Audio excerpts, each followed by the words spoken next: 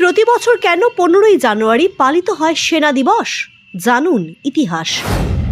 দেশ জুড়ে পালিত হচ্ছে ৭৭তম ভারতীয় সেনা দিবস। ১ জানুয়ারি দেশের প্রতিরক্ষামন্ত্রী রাজনাথ সিং ঘোষণা করেছিলেন 2025 হবে সংস্কারের বছর।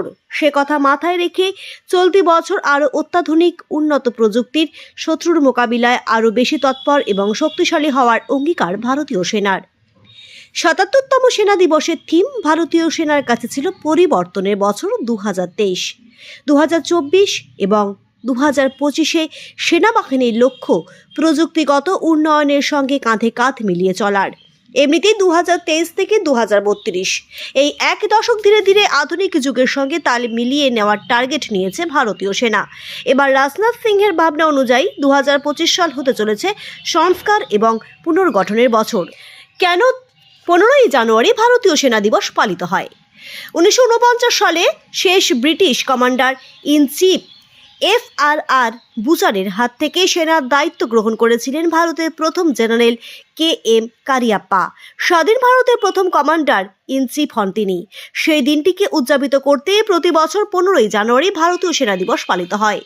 পরাধীন ভারতে তৈরি হয়েছিল ইস্ট ইন্ডিয়া কোম্পানির সেনাবাহিনী। তারপর তার নাম হয় ব্রিটিশ ইন্ডিয়ান আর্মি এবং প্রিন্সলি স্টেটস আর্মি। 1947 সালে ভারত স্বাধীন হওয়ার পর এই দুই যৌথ বাহিনীর সঙ্গে জুড়ে যায় ন্যাশনাল আর্মি অফ ইন্ডিয়া।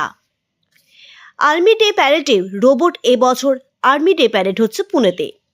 সেখানে বোম্বে ইঞ্জিনিয়ার্স প্যারেড গ্রাউন্ডে সেনাবাহিনীর কুচকাওয়াজ রয়েছে।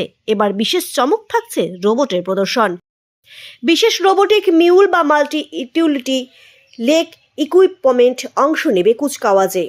উন্নত প্রযুক্তি ও অত্যাধুনিক ক্ষমতার এই রোবটের মাধ্যমে ভারতীয় সেনা অনায়াসে শত্রু ঘাঁটি চিহ্নিত করে ধ্বংস করতে পারবে বলেই মনে করা হচ্ছে।